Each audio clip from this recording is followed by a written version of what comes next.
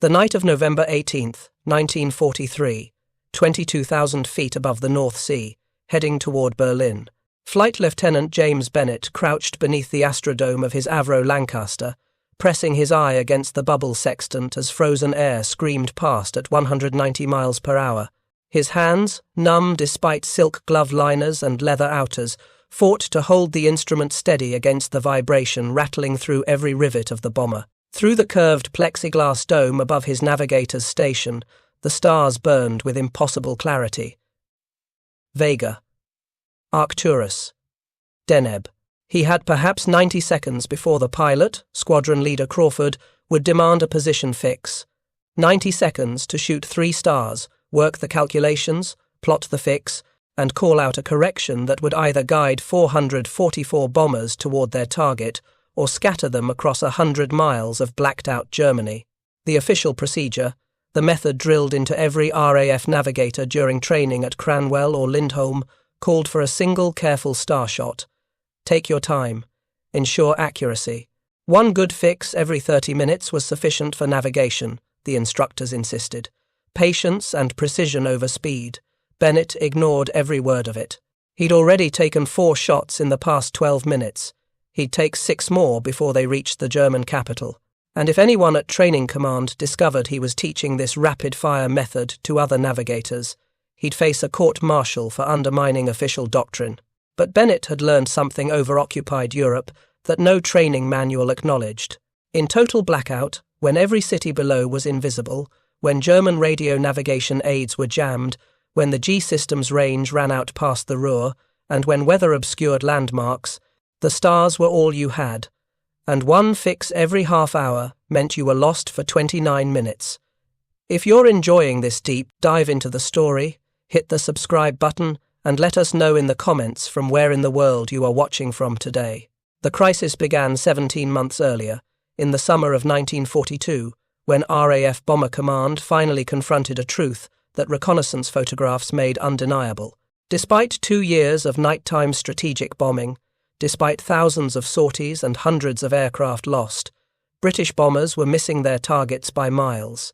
The Butt report of August 1941 had revealed the horrifying statistics. Only 1 in 3 bombers actually struck within 5 miles of their assigned target. Over the heavily defended Ruhr industrial region, only 1 in 10 came anywhere close. Half of all bombs dropped fell in open countryside. The strategic bombing campaign, the cornerstone of Britain's strategy for defeating Nazi Germany, was failing catastrophically. Navigational error was the fundamental problem. British bombers operated exclusively at night to avoid German fighters, but finding a specific factory in a blacked-out city from 15,000 feet in darkness proved nearly impossible. The bombers' crews used dead reckoning, calculating their position based on heading, airspeed, and elapsed time. But wind drift, weather, and simple accumulation of small errors meant that after 3 hours of flight, a bomber could be 20 or 50 miles off course without the navigator knowing it. Visual navigation was useless over Germany. The Germans had perfected blackout discipline. No lights showed from cities. Distinctive landmarks like rivers and coastlines appeared as vague shapes in moonlight, if the moon cooperated, if clouds didn't obscure everything. Factory complexes that should have been obvious targets simply disappeared into darkness. Radio navigation aids helped, but their coverage was limited. The G system, introduced in early 1942, used synchronized pulses from 3 ground stations in England to provide electronic position fixes. It worked brilliantly over England and the North Sea. Its accuracy degraded rapidly with distance, becoming unreliable past the Ruhr Valley, and in August 1942, the Germans began jamming GI transmissions, reducing its effectiveness to coastal areas and the near continent. This left celestial navigation as the only reliable method for determining position deep inside occupied Europe. The stars didn't lie. They couldn't be jammed. They provided absolute position fixes, independent of dead reckoning errors. If you could see the stars, measure their angles with a sextant, and work the spherical trigonometry, you could know exactly where you were. The problem was that RAF navigators had been trained to treat celestial navigation as a secondary backup method, not a primary technique. Training emphasized dead reckoning and visual landmarks first.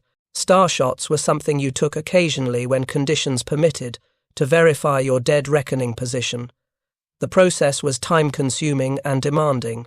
The standard procedure for a 3-star fix involved selecting 3 widely spaced stars, typically 90 to 120 degrees apart in azimuth. You'd shoot each star with the sextant, recording the exact time of each observation to the second. Then you'd consult the air almanac to find each star's calculated altitude and azimuth for your approximate position and the observation time. You'd apply corrections for refraction, instrument error, and pre-calculation errors.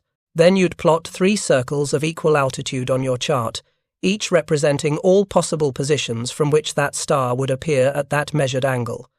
Where the 3 circles intersected was your position. Working this process carefully, methodically, with all the precision that naval navigation training emphasized, required 15 to 20 minutes. 20 minutes, during which your aircraft flew 60 miles. 20 minutes during which wind conditions might change, during which you might cross a weather front, during which enemy fighters might attack or flak might force altitude changes that invalidated your careful work. For navigators trying to guide bomber formations through total blackout over Germany, 1 fix every 20 minutes was theoretically adequate. It was also practically suicidal. By the time you finished calculating where you were somewhere else. Some navigators, the ones who survived their first dozen missions, began recognizing this disconnect between training doctrine and operational reality. They started taking star shots more frequently, working faster, accepting slightly less precision in exchange for more current information. They developed shortcuts for the calculations, memorized the positions of key navigational stars, learned to estimate positions from 2-star fixes instead of 3. These adaptations happened individually, quietly, born from necessity, and refined through survival. No official guidance existed for rapid celestial navigation. Training Command hadn't considered the need. The assumption was that electronic aids and careful planning would handle navigation, with celestial fixes as occasional verification. But by late 1942, as bomber losses mounted and accuracy remained abysmal, a handful of navigators were beginning to realize that rapid-fire celestial navigation wasn't just useful. Over blacked-out Germany, when everything else failed, it was the only thing that worked. Flight Lieutenant James Bennett wasn't the first to develop these techniques, but he became their most vocal advocate. A former schoolmaster from Yorkshire, Bennett had joined the RAF Volunteer Reserve in 1939 at age 27, older than most aircrew. His background in mathematics served him well in navigation training. His experience teaching served him even better when trying to simplify complex procedures for stressed 19-year-old navigators. Bennett's crew had arrived at RAF Elsham Wolds in July 1942, assigned to 5 Groups 77 Squadron flying Halifaxes. Their first missions taught Bennett everything wrong with the navigation he'd been trained to perform. On the raid against Dusseldorf on July 31st, he'd carefully taken a 3-star fix an hour from the target, worked the mathematics with textbook precision, and confidently told his pilot they were on course. They'd bombed what Bennett was certain was Dusseldorf, dropped their load through complete darkness, and returned home. Post-raid reconnaissance showed they'd actually bombed a stretch of farmland 15 miles south of the city. Bennett's carefully worked star fix had been accurate, but it had taken him 19 minutes to complete, during which the bomber had flown 58 miles. His plotted position had been correct for where they were when he started the observation, not where they were when he finished. On the next mission, to Mines on August 11th, Bennett tried something different. He shot 2 stars quickly, worked rough calculations using approximations instead of exact values, and got a fix that was probably accurate to within 3 miles instead of 1 mile, but which took him 7 minutes instead of 19. He shot another quick 2-star fix 10 minutes later, and another 10 minutes after that. By the time they reached the target, Bennett had 5 recent fixes showing their track across Germany. He could see wind drift developing, see the bomber being pushed east of course by upper winds. He gave Crawford course corrections that put them directly over Mines. This time, post-raid photos confirmed hits on the target area. The technique worked, but it was explicitly not what training command taught. Official doctrine emphasized precision over frequency, careful measurement over rapid estimation. Taking multiple rough fixes instead of periodic proper fixes contradicted everything in the navigation manuals. Bennett didn't care. He'd seen the reconnaissance photos. He knew which approach actually got bombs on target. He started refining the method over subsequent missions. He learned which stars made the best subjects for rapid observation.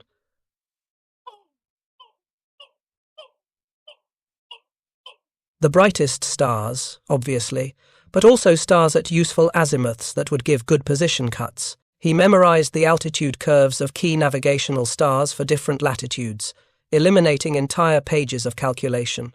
He developed a simplified calculation method that used slide rule approximations instead of logarithm tables.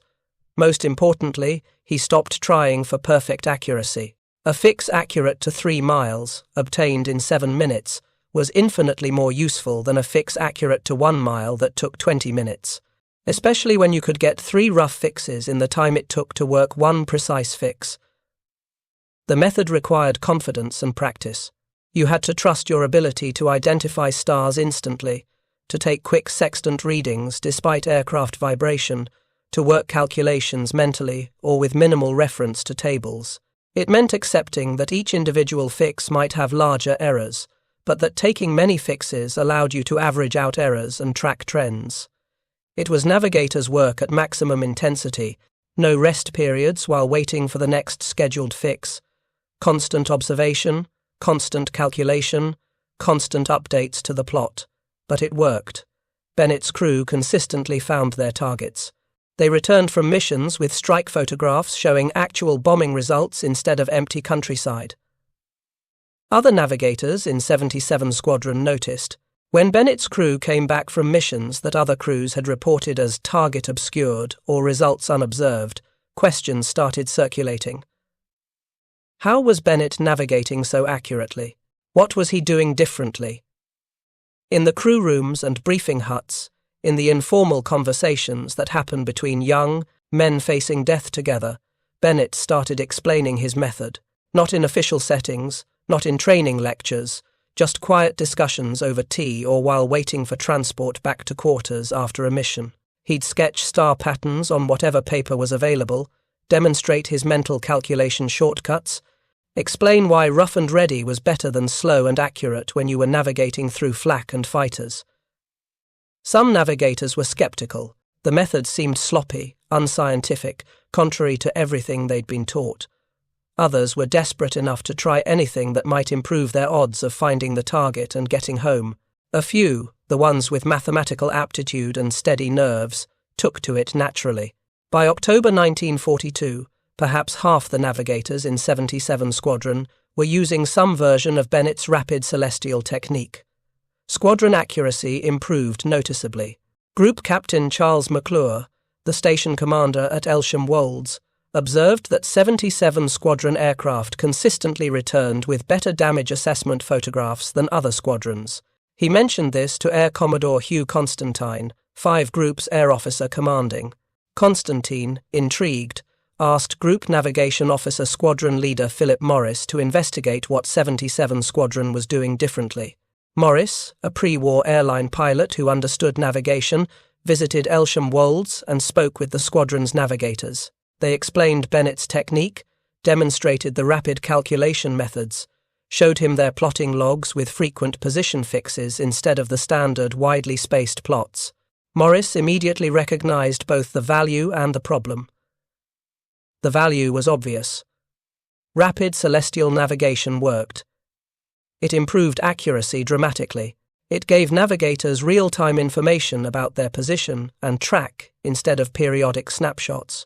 Over blacked-out targets, where nothing else provided position information, it was revolutionary. The problem was that it contradicted official navigation doctrine. RAF Training Command had invested enormous resources developing standardized navigation procedures. Instructors at navigation schools taught specific methods that emphasized precision and adherence to textbook procedures. The syllabus called for celestial fixes at planned intervals. Each worked with full mathematical rigor. Bennett's method threw out precision in favor of speed, threw out scheduled fixes in favor of continuous observation, threw out textbook procedures in favor of practical shortcuts. It worked, but it wasn't what navigators were trained to do, and it required skills, quick mental calculation, star identification, rapid sextant work that not all navigators possessed. Morris faced a dilemma common in military hierarchies. He had evidence of a technique that improved operational effectiveness. He also had standing orders and established doctrine that this technique violated. The safe course would be to discourage the practice, reinforce standard procedures, maintain consistency with training. The effective course would be to recognize innovation and spread it throughout the group. Morris, to his credit, chose effectiveness over bureaucracy. But he also recognized the political realities. He couldn't officially endorse a technique that training command might view as undermining their syllabus. He couldn't appear to be criticizing established procedures, and he couldn't create a situation where navigators who followed standard doctrine felt their training was inadequate. So, Morris took the middle path. He didn't officially adopt Bennett's technique or publish it as group procedure. He didn't order navigators to use it or modify training syllabi to include it. He simply ensured that opportunities existed for navigators to learn about it informally. He arranged for Bennett to serve temporarily as squadron navigation leader, a position that involved advising other navigators. He encouraged experienced navigators to share techniques with newer arrivals. He made sure nobody got in trouble for using unapproved methods if those methods produced results. It was leadership through carefully managed permissiveness, allowing innovation to spread without officially sanctioning it. Other squadron commanders within 5 Group took similar approaches. The rapid celestial technique began spreading through the group's squadrons, passed along in the same informal way Bennett had initially shared it. But 5 Group was only one of several Bomber Command groups, and Air Marshal Arthur Harris, Bomber Command's Commander-in-Chief, had problems that extended far beyond one group's navigation innovations. Harris was fighting a war on multiple fronts, against German defences, against his own government's doubts about strategic bombing, against American advocates who claimed daylight precision bombing was superior to British night area attacks. Harris needed results, needed proof that his bomber offensive could achieve strategic effects. In early 1943, he planned an ambitious campaign against the Ruhr industrial region, the heart of German war production. The Battle of the Ruhr would be Bomber Command's chance to demonstrate that improved technology and tactics could achieve the accuracy and destruction that had eluded the force for 3 years. The campaign would employ new equipment, H-2S airborne radar, still experimental but promising, which showed crude but useful images of coastlines and cities. Oboe, a ground-based precision bombing system of extraordinary accuracy, though limited in range and number of simultaneous users. And the Pathfinder Force, 8 Group, an elite formation of experienced crews whose job was to mark targets for the main force bombers following behind. Harris believed these technical improvements would solve Bomber Command's accuracy problems. He was partly right. When conditions were favourable, when H-2S produced clear returns, when oboe-equipped mosquitoes could mark targets precisely, results improved dramatically. The raid on Essen on March 5, 1943, produced devastating damage to the Krupp works, something previous raids had failed to achieve. But not every target could be marked with oboe, not every night provided clear H-2S returns, and weather over Germany in spring 1943 was frequently abysmal, with clouds obscuring ground features, with storms disrupting radio navigation aids. Under these conditions, despite all the new technology, navigators still fell back on the fundamentals, dead reckoning, position estimation, and when breaks in clouds permitted, celestial navigation. By mid-1943, Bennett's rapid starshot method had spread beyond 5 Group. Navigators transferred between groups, carrying the technique with them. Informal networks of navigators shared tricks and procedures, the way specialists in any field exchange knowledge. At advanced flying units and heavy conversion units, where crews trained on operational types before joining squadrons, experienced navigator instructors who knew the method passed it along to students, usually with the caveat that, This isn't official doctrine, but it works. The technique was particularly popular among Pathfinder navigators. 8 group crews were selected from the most experienced and skilled personnel in Bomber Command. They flew ahead of the main force, located targets despite all obstacles, and marked them with colored flares and incendiary markers. Pathfinder navigation had to be extraordinarily accurate. A marking error of 2 miles meant the entire main force bombed the wrong area. Pathfinder navigators used every available aid, including Bennett's rapid celestial method. They had to be more skilled at navigation than main force navigators because the stakes were higher, and they had the mathematical aptitude and observational skill the technique demanded. But as the method spread, so did awareness of it at higher levels of command, and not everyone approved. Wing Commander Edgar Haslam, Chief Navigation Instructor at 20 Operational Training Unit at Lossiemouth, Scotland, heard about the rapid celestial technique in June 1943 from several student navigators who'd been taught it by operational navigators returning for instructor duty. Haslam was horrified. As Haslam saw it, this wasn't innovation. It was sloppy practice that undermined proper training. Navigators were supposed to take careful, precise star shots, work complete calculations, and maintain proper logs.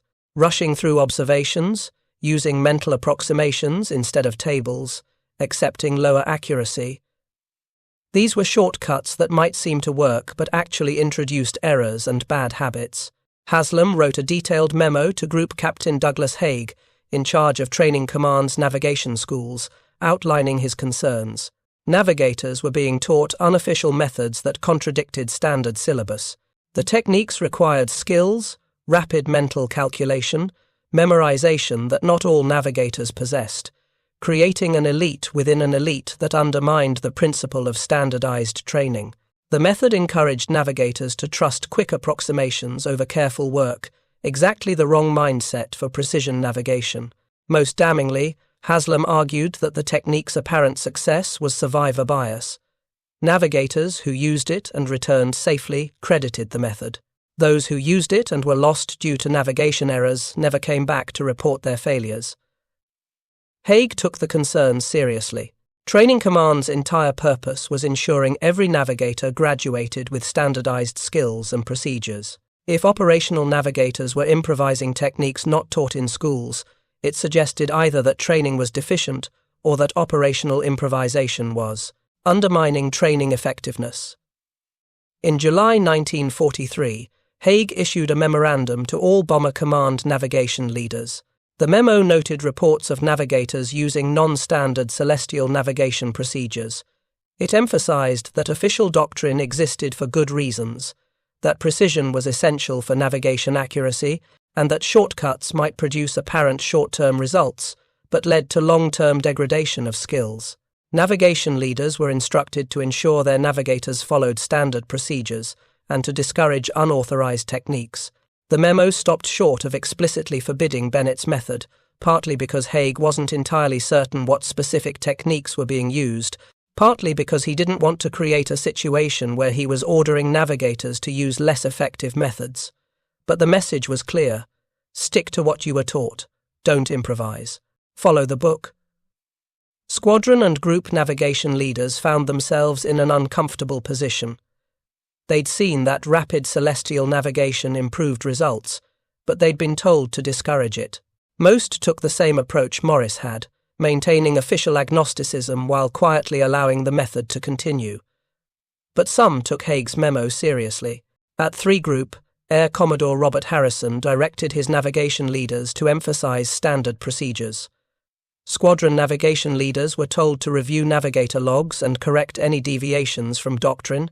Several navigators received formal written reprimands for using non-standard procedures after their logs showed multiple star fixes taken at short intervals instead of the prescribed spacing. One navigator, Flying Officer David Spencer of 15 Squadron at Mildenhall, faced a more serious consequence. Spencer had been using rapid celestial navigation successfully for 8 months. On a mission to Peenemünde on August 17, 1943, Spencer's careful rapid fixes guided his aircraft to the target despite clouds obscuring the ground. Post-raid reconnaissance credited 15 Squadron with excellent accuracy, but Spencer's navigation log showed 10 star fixes taken during the 3 hours from the English coast to the target, when official procedure called for perhaps 4. His calculations used abbreviated methods and approximations. When questioned by the squadron navigation leader about his methods, Spencer explained the rapid celestial technique and argued that it produced better results than standard procedures. His explanation reached Group Captain Douglas Blythe, station commander at Mildenhall. Blythe, a strict adherent to regulations, saw this as insubordination, a navigator explicitly choosing to ignore approved methods. Spencer received an official reprimand that went into his service record, noting failure to follow standard navigation procedures. The reprimand sent shockwaves through 3 Groups' navigator community. If using techniques that improved accuracy could result in official sanction, what were they supposed to do? Follow doctrine that produced worse results? Risk getting shot down because they navigated by the book instead of using methods that worked? For some navigators, the answer was obvious. Stop using rapid celestial navigation, at least openly. Take your star fixes at proper intervals, work complete calculations, maintain logs that showed adherence to doctrine, even if you suspected you were less accurate because of it. Others took the opposite approach. They continued using the techniques, but carefully doctored their logs to look conventional. They'd take rapid fixes, but only record every 3rd one. They'd use mental approximations, but write down full calculations in their logs as if they'd worked them step by step. They'd follow doctrine on paper while doing what worked in practice. A 3rd group, probably the majority, fell somewhere in between. They used rapid techniques when conditions demanded it, when weather or enemy action forced them to rely entirely on celestial navigation. But they also maintained proficiency in standard procedures, used full methods when time permitted, tried to balance effectiveness against regulations. The situation created exactly the kind of inconsistency Haig had worried about. Training Command taught one thing, operational squadrons did another. Navigators graduating from training schools arrived at squadrons expecting to use textbook methods, only to discover experienced navigators using completely different techniques. Some adapted quickly, others struggled, uncertain which approach to trust. And the prohibition, such as it was, drove the rapid celestial technique underground. Instead of being openly discussed and formally taught, it became secret knowledge, passed along in whispers, taught in unofficial sessions that left no paper trail. Experienced navigators mentored new arrivals quietly, cautiously, always with the understanding that this conversation never happened. Bennett, who'd pioneered the method at 77 Squadron, transferred to 8 Group in September 1943, joining 109 Squadron as a Pathfinder navigator. He found that Pathfinder navigators not only knew the rapid celestial technique, they'd refined it beyond what he'd developed. They were taking 10, 15, even 20 star shots per mission. They'd developed even faster calculation shortcuts. They'd memorized entire sections of the Air Almanac, and they were absolutely forbidden from teaching it to anyone. Don Bennett, no relation to James, commander of 8 Group Pathfinders, was aware of the rapid celestial method and tacitly approved its use. But he was also aware of the political sensitivities. Training Command was touchy about Pathfinders generally, viewing them as Harris's elite unit that implied regular squadrons weren't good enough. If Pathfinders were openly teaching navigation techniques that contradicted Training Command's syllabus, it would create even more institutional friction. So Don Bennett did what smart commanders do. He looked the other way. He knew his navigators used rapid celestial techniques. He saw the results in their extraordinary accuracy. But he never officially acknowledged it, never documented it, never created a paper trail that would force Training Command to respond. It worked for 8 Group. Pathfinder accuracy remained high through autumn 1943. But for main force navigators in other groups, navigating the competing demands of effectiveness and regulation became increasingly difficult. The tension came to a head in November 1943, when Harris launched the Battle of Berlin. This was to be the decisive campaign, the concentrated assault that would break German morale and end the war. 18 major raids against the German capital between November 1943 and March 1944, supported by attacks on other cities to divide German defences. Berlin was the most challenging target in Germany. It lay deep in enemy territory, requiring 4 hours of flight each way. It was heavily defended, with dense flak batteries and night fighter stations positioned all along the approach routes. Weather over northern Germany in winter was consistently terrible, with cloud cover, icing, and storms that disrupted electronic navigation aids. And Berlin itself was huge and dark, a sprawling city with no distinctive landmarks visible at night, no convenient rivers or coastlines to aid identification, just darkness broken occasionally by fires from previous raids. Finding a specific aiming point in Berlin at night was extraordinarily difficult. Even finding Berlin itself was challenging. The campaign would test every aspect of Bomber Command's capabilities, and it would prove whether innovations like rapid celestial navigation actually made a difference, or whether critics like Haslam were right that it was dangerous. Improvisation. The first Berlin raid of the campaign launched on the night of November 18, 1943. 444 bombers from multiple groups headed east from England toward the German capital. James Bennett, by now flying with 109 Squadron Pathfinders, was among them, which brings us back to Bennett beneath the Astrodome at 22,000 feet, taking his fourth star shot in 12 minutes, working calculations in his head while flak exploded and night fighters prowled, doing everything Training Command said not to do because it was the only thing that actually worked. The bomber stream crossed the Dutch coast at 21:40 hours, climbing through patchy cloud that occasionally obscured the stars. Bennett worked continuously, taking advantage of every clear moment, Vega through a gap in the clouds. Quick sextant reading, time noted to the second.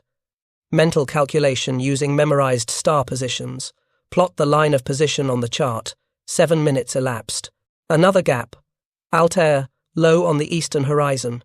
Not ideal. Low-altitude starshots had larger refraction errors, but he'd correct for that.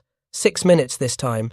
The line crossed his previous Vega position line at an angle that gave a decent fix. They were 11 miles north of track, pushed by stronger than forecast winds from the south. Bennett called the correction to Crawford over the intercom. Skipper, nav. Steer 120 for 6 minutes, then back to 135. Crawford's voice crackled back. Roger, nav, 120 for 6. Around them, invisible in the darkness, 443 other bombers flew toward Berlin. Most of those aircraft carried navigators using standard procedures, taking careful star shots at widely spaced intervals, working complete calculations with logarithm tables and almanacs. They'd get accurate positions, eventually. But in the time it took them to work one fix, wind drift could push them miles off course without them knowing. Bennett took his fifth shot of the leg. Deneb, almost directly overhead. Perfect. High-altitude stars minimized refraction errors. He worked the calculation, plotted the position. Still tracking north, of course, but his correction was bringing them back. Another shot in 8 minutes would tell him if the wind had shifted again. The technique demanded constant attention. No time for other duties, no breaks, just continuous observation and calculation. His eyes ached from peering through the sextant. His fingers were cramping from working the pencil and dividers. But he knew exactly where they were, could track changes in real time, could give Crawford corrections that kept them on the planned route. Most navigators couldn't maintain this pace. It required mathematical facility that not everyone possessed, required the ability to visualize spherical geometry mentally, required confidence to trust quick approximations over careful calculations. It required practice, lots of practice, the kind you only got by doing it operationally. That was part of why Training Command hated the method. It created inequality. Some navigators could do it, others couldn't. Traditional navigation, done by the book with careful step-by-step procedures, ensured every trained navigator could achieve adequate results. Rapid celestial navigation produced brilliant results from skilled navigators and potential disaster from unskilled ones. Bennett understood the concern. He'd seen novice navigators try to emulate the technique and fail badly, getting confused by the quick pace, making calculation errors they didn't catch because they were rushing. The method wasn't for everyone. But for navigators with the right aptitude, trained properly, practiced sufficiently, it was transformative. The bomber stream approached the German border at 22:15 hours. The night erupted with flak, predicted barrage fire thrown up by batteries along the frontier. Black puffs of explosive shrapnel filled the sky, each burst capable of shredding a bomber. Crawford held course and altitude. Evasive maneuvers would scatter the formation, and scattered bombers were easy prey for night fighters. Bennett took another star shot through the chaos, forcing himself to ignore the flak to focus on Vega's steady point of light. The aircraft bucked from nearby explosions. His sextant reading wavered. He took 3 quick readings, averaged them mentally, continued the calculation.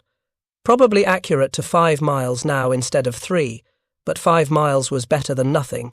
They crossed into Germany. Below, total blackout. Not a single light visible from the ground. German air defense discipline was absolute. Without visual references, without ground lights or landmarks, dead reckoning became pure guesswork. Wind conditions changed with altitude and weather. Forecast winds were estimates at best. After an hour of flight, position errors could accumulate to 20 or 30 miles. Bennett's rapid celestial fixes eliminated that uncertainty. Every 8 to 10 minutes, he had a fresh position. He could see trends, could detect when wind conditions changed, could track the bomber's actual ground path instead of its hoped-for path. The difference was survival. At 2300 hours, they reached what Bennett calculated was the initial point, the navigation checkpoint 30 miles from Berlin, where the bomber stream would turn onto the final bombing run. He checked his plot. Pathfinder markers should be dropping any moment. Right on schedule, red target indicators burst in the darkness ahead, dropped by Mosquito crews using oboe guidance. Crawford turned toward the markers. Around them, the main force was converging, drawn by the glowing red flares that marked the route to the target. If you find this story engaging, please take a moment to subscribe and enable notifications. It helps us continue producing in-depth content like this. Bennett's job wasn't finished. Even with Pathfinder markers visible, accurate navigation was essential. The markers showed the general direction, but exact positioning determined whether the bombs landed on the aiming point or on residential districts miles away. He continued taking star shots, refining their position, calling corrections to Crawford. At 23:18, they reached the release point. The bomb aimer took over, guiding the pilot through the final seconds of the bombing run using the markers visible ahead. At 23:19 and 42 seconds, their bomb load dropped away, 4,000 pounds of high explosive and incendiaries arcing toward Berlin. Behind them, the main force was arriving in waves, guided by Pathfinder markers and their own navigators' calculations. Some would hit accurately, many would not. Navigation errors of just 2 miles meant bombs falling on the wrong districts. Errors of 5 or 10 miles meant bombs scattered randomly across the city or falling in open country. The return journey tested Bennett even more severely. The bomber headed west, flying through flak and fighter zones, bleeding altitude as fuel burned and the aircraft lightened. Cloud cover increased, obscuring stars for long periods. When gaps appeared, Bennett grabbed shots frantically, knowing the next clear view might be minutes away. Other bombers struggled. Some navigators, having worked careful fixes on the way out, now found themselves uncertain of position with weather-blocking celestial navigation. Dead reckoning on the return leg was notoriously unreliable. Bombers often approached the English coast far north or south of their intended track, sometimes dangerously close to German-occupied territory. Bennett took 11 star shots during the return flight, working every available moment of clear sky. His plot showed them drifting south, pushed by winds that had shifted direction. He gave Crawford a series of corrections that kept them on the track toward the designated landfall point on the English coast. They crossed the coast at 01:35 hours, precisely where Bennett's navigation put them. Crawford switched on the IFF identification transponder, and friendly coastal radar confirmed their position. They'd navigated 800 miles through total blackout, through weather and flak and fighter zones, and arrived exactly where planned. Not every crew was so fortunate. That night, 9 bombers failed to return. Another 47 crashed attempting to land at bases obscured by fog. Navigational errors contributed to many of the losses. Bombers that strayed from the planned route encountered heavier fighter concentrations. Aircraft that became uncertain of position while damaged ran out of fuel, trying to find England. Crews that couldn't determine their position in bad weather hit hills or crashed attempting emergency landings. The Berlin campaign continued through the winter of 1943 and into spring of 1944. 18 major raids on the capital, dozens more on other German cities. The casualty rate was devastating. From November 1943 to March 1944, Bomber Command lost 1,047 aircraft on operations. Another 1,200 were damaged beyond repair or written off in crashes. For air crews, these statistics translated into simple, brutal odds. The standard operational tour was 30 missions. During the Berlin campaign, average loss rates ran above 5% per mission. Mathematically, a crew had less than a 20% chance of surviving their tour. Most crews didn't complete it. Most didn't come close. In this environment of constant attrition, anything that improved survival odds became precious. Navigation accuracy meant finding the target quickly, reducing time over defended areas. It meant knowing your position well enough to avoid known fighter zones. It meant being able to route around bad weather or find emergency landing fields when damaged. Good navigation saved lives, and rapid celestial navigation, despite official disapproval, demonstrably improved navigation accuracy. Squadron commanders noticed patterns. Crews whose navigators used rapid celestial techniques had higher return rates. They reported more accurate target identification. Their strike photographs showed better bombing results. They had fewer instances of getting lost, fewer fuel emergencies from wandering off course.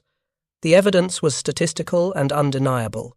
It was also unofficial and unsanctioned. The political situation hadn't changed.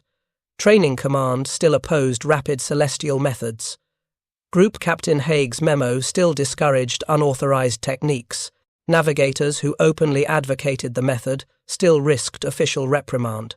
But the operational reality was that navigators were using it anyway, increasingly openly, because it worked and because alternatives were getting people killed.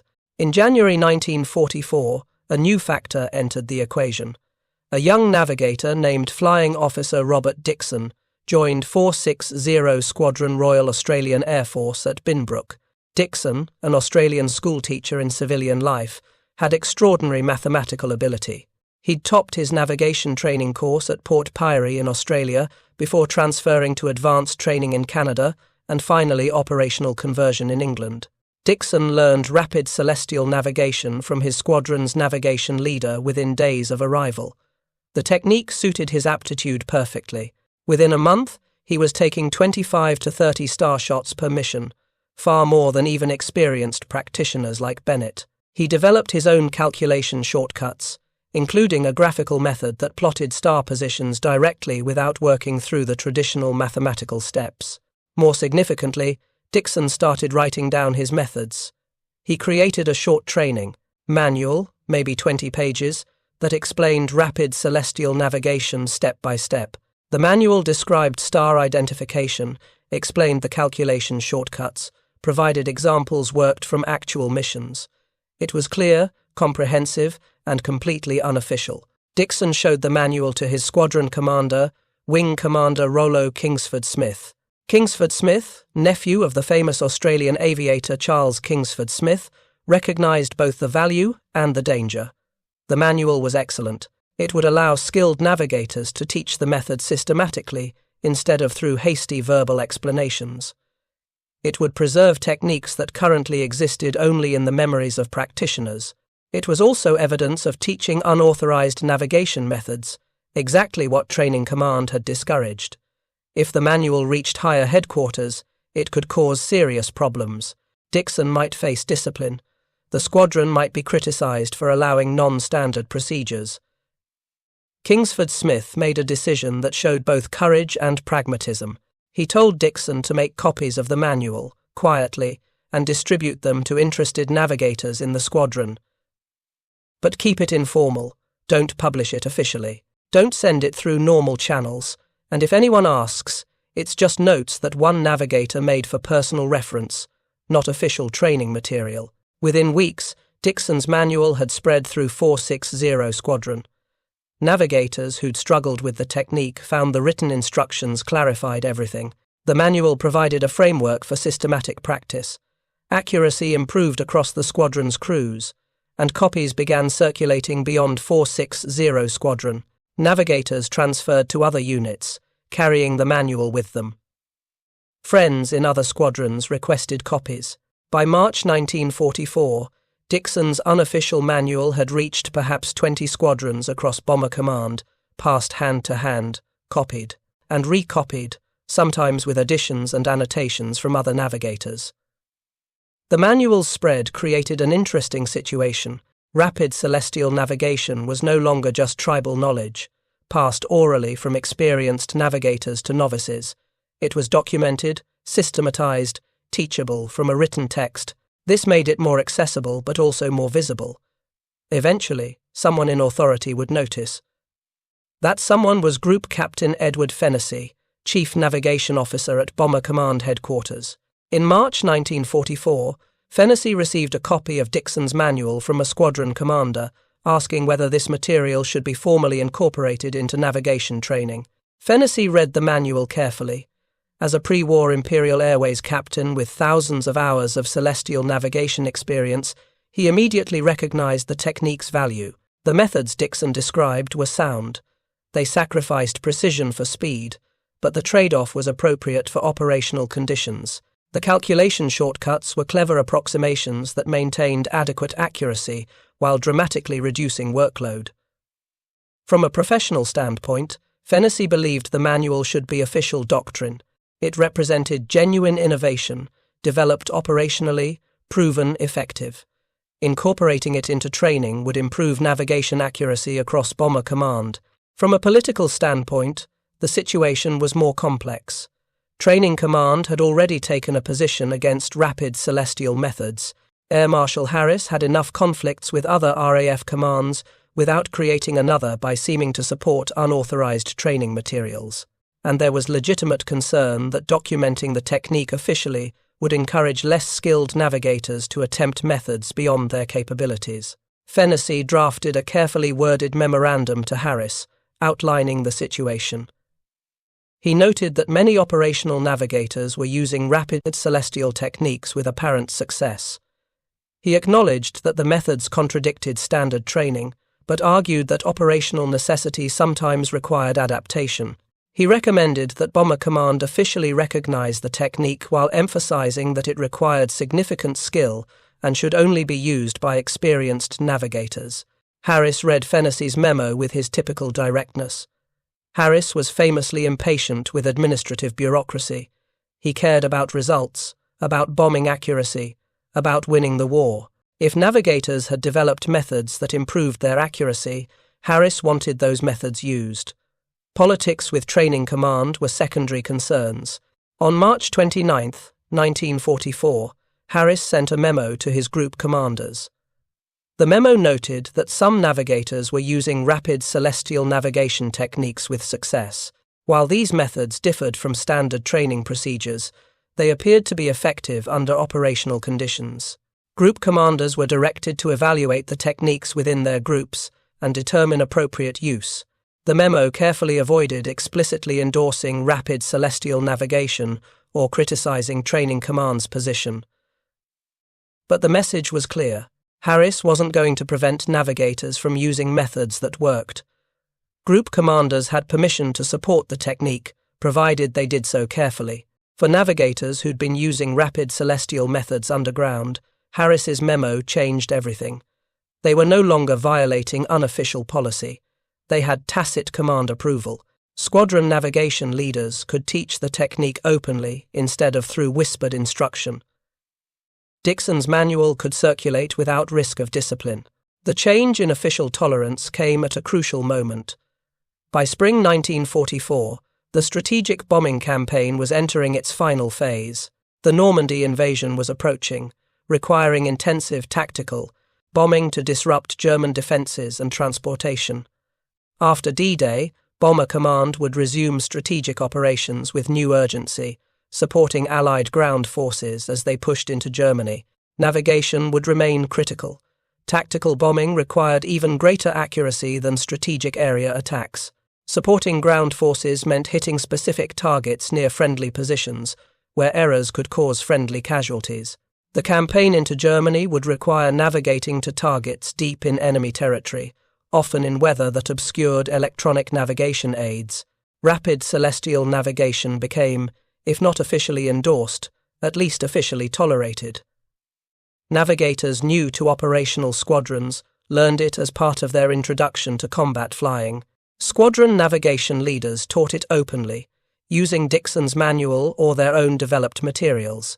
At heavy conversion units, where crews trained on operational aircraft types before joining squadrons, instructors included rapid celestial techniques in their curriculum, usually with a disclaimer that this supplements but doesn't replace standard procedures. The technique's success was measurable. Bomber Command's overall navigation accuracy improved noticeably in spring and summer of 1944. Post-raid reconnaissance showed bombs concentrating more tightly on targets, fewer aircraft reported being uncertain of position, fuel emergencies from navigation errors decreased. Loss rates, while still high, dropped as bombers spent less time wandering over defended areas. Not all improvement came from rapid celestial navigation, obviously. New electronic aids helped, better GEE coverage, H-2S radar improvements, expanded oboe capabilities, better weather forecasting improved planning. Experience helped, as surviving crews learned German geography and defense patterns, but navigators' enhanced ability to determine position accurately in any conditions contributed significantly. By August 1944, the once forbidden technique had become common practice across Bomber Command. Most experienced navigators used some version of it.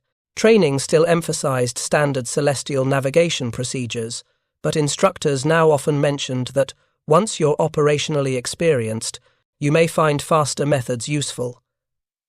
The transformation from forbidden to accepted happened gradually, without formal announcements or policy changes. It happened because operational necessity overrode institutional preference, because commanders chose effectiveness over consistency, because enough individual navigators used the method successfully that evidence became overwhelming.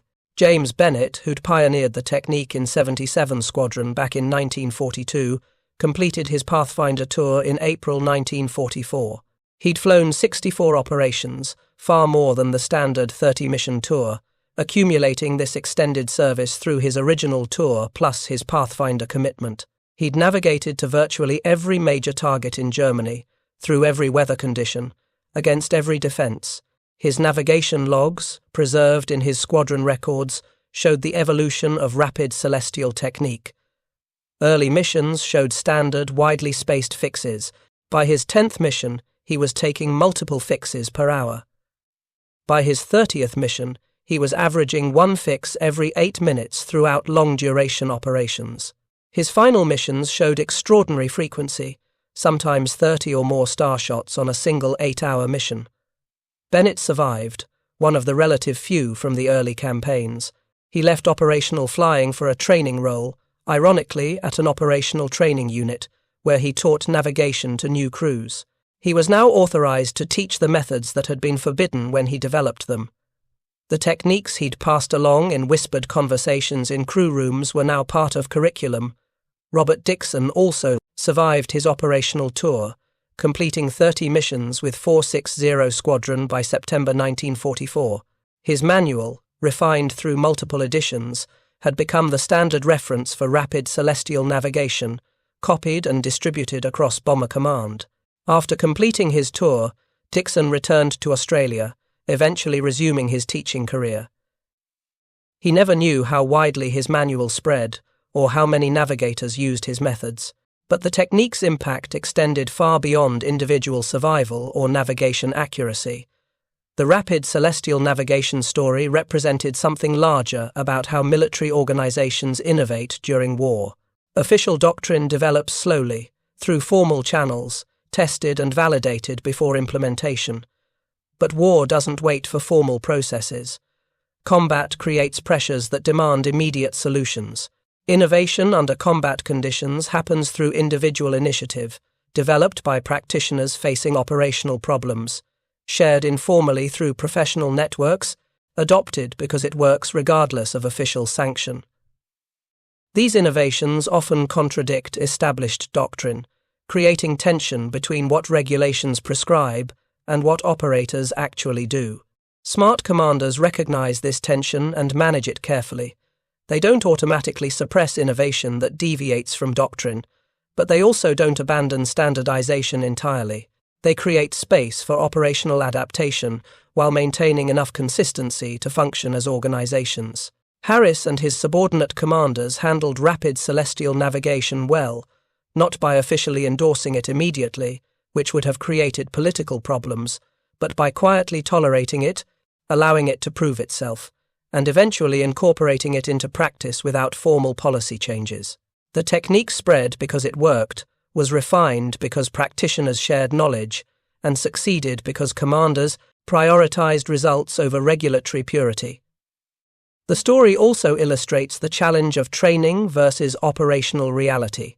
Training must be standardized, must produce consistent baseline competence, must work for all students regardless of individual aptitude. But operational conditions often demand more than baseline competence. They demand excellence, creativity, adaptation to circumstances training can't fully simulate. The best organizations recognize this gap and prepare for it. They train standardized procedures but cultivate flexibility. They emphasize fundamentals while encouraging adaptation. They create cultures where experienced operators can develop and share innovations without fear of punishment for deviating from doctrine. Bomber Command didn't initially do this well. Training Command's resistance to rapid celestial navigation reflected institutional conservatism, the natural tendency of training establishments to protect established procedures. The resistance was understandable but counterproductive. It drove useful innovation underground, creating inefficiency and inconsistency. Harris's eventual tolerance corrected this, but the correction came late, after 2 years of unnecessary tension between official policy and operational practice. Had Training Command been more receptive initially, the technique could have spread faster, been taught more systematically, potentially improved accuracy earlier in the war. The long-term impact of rapid celestial navigation extended into the post-war period. After the war ended, RAF navigation training incorporated elements of the technique, teaching both standard careful methods and rapid approximation methods. The Air publication on navigation, the official manual, included sections on accelerated celestial fixes that formalized what Bennett and others had developed operationally. The principle that navigators should be able to take multiple quick fixes rather than periodic slow fixes influenced navigation doctrine for subsequent decades. When jet bombers like the Canberra and V bombers entered service in the 1950s, their navigators trained on rapid celestial methods as standard procedure. The technique evolved further with periscopic sextants and automated star trackers, but the underlying concept remained. Even after electronic navigation systems replaced celestial navigation as the primary method, the principles endured.